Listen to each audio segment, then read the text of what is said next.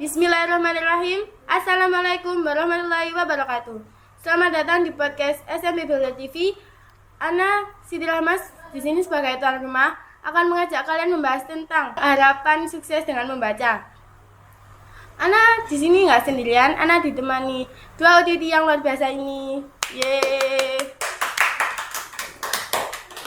Boleh nggak dikenalin dirinya? Namanya siapa, asalnya dari mana, makanan favoritnya apa? Boleh perkenalan dulu dari Uti sebelah saya.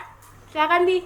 Assalamualaikum warahmatullahi wabarakatuh. Perkenalkan, nama saya Filza Dibaca Cinda, biasa saya dipanggil Filza. Saya sekolah di SMP Bilingual Terpadu. Saya tinggal di desa yang terkenal dengan produksi tempe dan tahunya, lebih tepatnya di desa Sepande.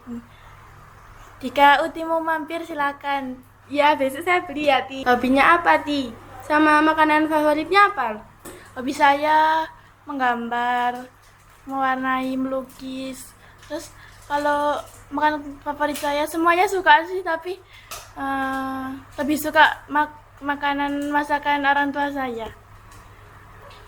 Sekarang lanjut sama Ti yang paling ujung. Silakan perkenalan, Ti. Bismillahirrahmanirrahim. Assalamualaikum warahmatullahi wabarakatuh. Nama Ana Fatima Azakia Sausan, lebih akrab dipanggil dengan sebutan Fatima. Di sini saya sekolah di SMP Bilingual Terpadu, sama seperti Uti Filza. Bedanya saya di SMP Bilingual Terpadu 2. Di sini saya belajar tentang Sanggar Kutubuturaj, di mana sanggar itu membuat kita dapat mempelajari metode baca kitab gundul atau lebih tepatnya kitab kosong. Saya tinggal di perbatasan antara Sidoarjo dan Surabaya, lebih tepatnya depannya Surabaya, belakangnya Sidoarjo. Tempat tinggal saya di sepanjang perumahan Puri Taman Asri Blok C12. Barangkali ada teman-teman yang mau mampir atau uti-uti dua ini, nggak apa-apa, mampir aja. Rumah saya terbuka dengan lebar kok. Oh iya, Ti. Kira-kira hobinya apa, Ti? Makanan favoritnya dong, Ti. Dikasih tahu teman-teman lainnya. Hobi saya berhubungan sama buku, seperti literasi, membaca. Kalau makanannya sih semua, asal bukan kayu sama batu. Omong-omong tentang sekolahnya Uti, Ana punya pertanyaan nih. Gimana sih caranya para pelajar SMP Bilingual Terpadu berkembang pola pikirnya? Itu bisa dilihat dari segi pengalaman sama pembelajarannya. Iya. Jadi di sana kami itu diberi banyak pengalaman, dimulai dari paskibraka dan ekstrakurikuler yang beragam. Kalau dari pembelajaran, di sana kami belajar hampir seharian penuh atau lebih tepatnya full day. Full day. Dan kami juga memiliki asupan pembelajaran tambahan. Seperti di saat istirahat, di sana ada pojok baca di setiap kelas. Jadi kami bisa membaca buku selama waktu istirahat itu. Omong-omong tentang pojok baca, buku-buku yang di sana kebaca nggak? Karena kan para pelajar itu rata-rata itu males gitu loh buat membaca. Kebaca sih, tapi masih aja ada anak-anak yang mungkin males membaca. Jadi sekolah punya metode lain yang memastikan pelajar itu membaca buku. Metode apa aja sih yang ada di SMP Bioter itu, Ti?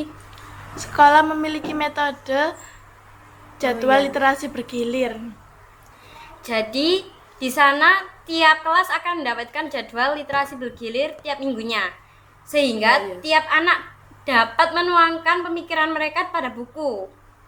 Setiap anak akan mendapatkan waktu selama kurang lebih 2 jam pelajaran untuk meliterasi buku di perpustakaan. Oh gitu ya, Ti. Ya, itu lebih efektif daripada cara pojok buku. Gimana sih pendapat Uti-Uti tentang minat baca pelajar Indonesia di zaman sekarang? Menurut kurang lebih kami, minat baca pelajar Indonesia zaman sekarang itu semakin menurun, Ti. Jadi tiap tahun bukannya semakin naik semakin turun. Bahkan ada presentase yang menyebutkan bahwa sekarang negara Indonesia itu berada di posisi 7 dari bawah dari 70 negara. Lebih tepatnya berada di posisi ke-63. Begitu miris sekali, Ti. Miris banget ya Ti para pelajar di Indonesia ini. Iya, miris banget. Ini pasti gara-gara kecanduan gadget ini. Ternyata gadget juga berdampak menurunnya literasi di Indonesia ya Ti. Iya, contohnya tuh ada yang dampak positif. Dampak positifnya tuh kalau kita bisa menggunakannya dengan sebaik-baiknya, maka gadget itu bagaikan pisau buah lah anggapannya buat kita ngupas buah. Kalau dampak negatifnya itu Dampak negatifnya itu banyak sih, macam-macam juga. Salah satunya itu membawa penyakit mata karena sinar radiasinya. Oh kayak kita gitu ya Ti, para pecandu gadget udah kelihatan dari matanya pakai kacamata semua. iya, kita ini benar-benar masyarakat Indonesia banget, cinta Indonesia, kecanduan iya gadget. iya. Para pecandu gadget nih. Udah ya Ti, kita lanjut ke pertanyaan berikutnya. Apa aja sih faktor yang menyebabkan minat para pelajar Indonesia menurun itu Ti? Yang pertama itu ada orang tua kurang menyadari bahwa kita butuh membaca sejak dini. Tapi Oh, iya. banyak juga orang tua yang berpikir bahwa sekarang itu masa kita untuk bermain, bukan untuk belajar atau membaca. Oh iya iya.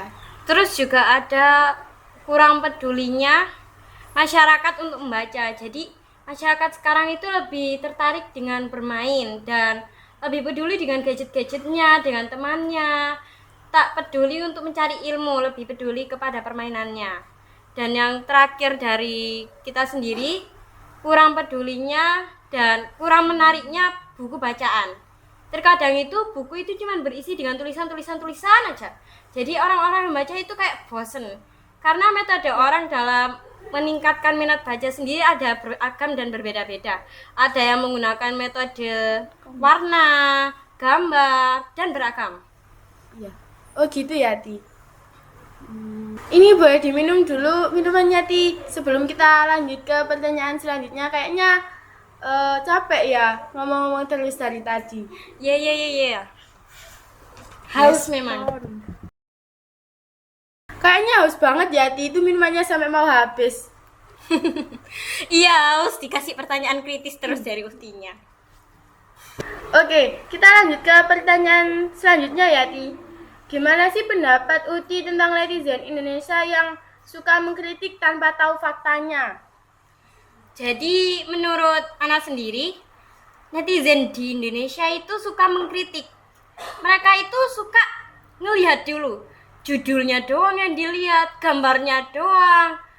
Belum ngelihat isi bacaannya, mereka langsung berburuk sangka. Seperti itulah tipikal negara Indonesia ini. Termasuk saya sendiri mungkin seperti itulah ya.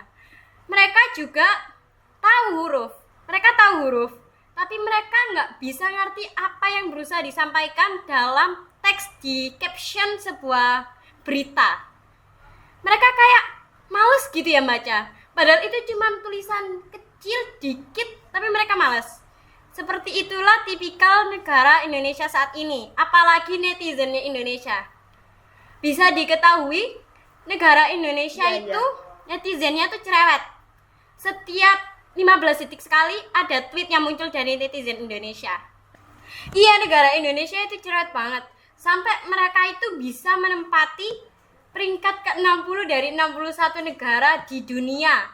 Dalam artian minat literasi membaca di dunia ini. Oh, gitu ya Ti. Luar biasa banget ya negara Indonesia kita ini. Bahkan mereka juga bisa dibandingin sama negara-negara di luar. Contohnya Eropa. Tiap 1 tahun sekali mereka bisa memproduksi 25 buku buat 1 orang. Kalau negara Jepang, mereka bisa memproduksi 15 sampai 17 buku buat per orang. Kalau negara Indonesia, di catatan dunia 0 buku per orang rata-ratanya. Saking parahnya negara Indonesia ini. Oh, sedih banget ya Ti negara Indonesia ini. Bahkan pelajar SMA di seluruh dunia diwajibkan untuk membaca buku sastra kecuali pelajar Indonesia loh Ti. Wow. Lanjut. Lanjut ke pertanyaan selanjutnya ya, Ti.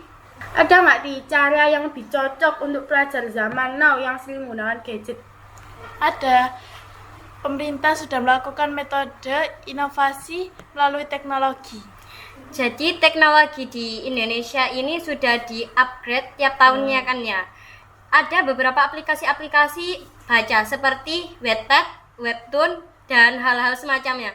Walaupun isinya memang tidak sesuai dengan genre pendidikan, tapi di dalamnya pasti tersirat hal-hal yang mendidik. Jadi tiap tahunnya ada buku-buku yang mendidik dari aplikasi buku di negara Indonesia ini. Jadi hal itu lebih cocok buat para pelajar di Indonesia zaman sekarang. Sebelum kita mengakhiri podcast ini, ada nggak, Ti, kira-kira harapan Uti untuk meningkatnya literasi di negara kita? Harapan anak ya pastinya untuk literasi di Indonesia ini meningkat, karena pastinya literasi itu banyak manfaatnya. Uti Fatima, apa kira-kira harapannya? Kurang lebih sama sih harapannya kayak Uti Filza. Saya juga berharap pastinya negara Indonesia lebih meningkat, karena dengan adanya semangat dalam berliterasi, pasti negara Indonesia pasti akan semakin meningkat juga dan bisa semakin maju. Mereka bisa memilah yang benar dan yang salah, bisa memilah bagaimana sih caranya berdiskusi, berpendapat, berdebat, dan dengan adanya meningkatnya literasi di negara Indonesia ini, kita pasti bisa lebih maju daripada negara-negara di luar sana. Itu harapan kami sih. Wah, bagus banget ya, Ti, harapannya. Mari kita aminkan dengan amin yang paling serius, biar harapan kita tadi terkabul ya, Ti. Khususan ilah hajatina al-fatihah. Amin. Oke teman-teman, sekian podcast kita di hari ini.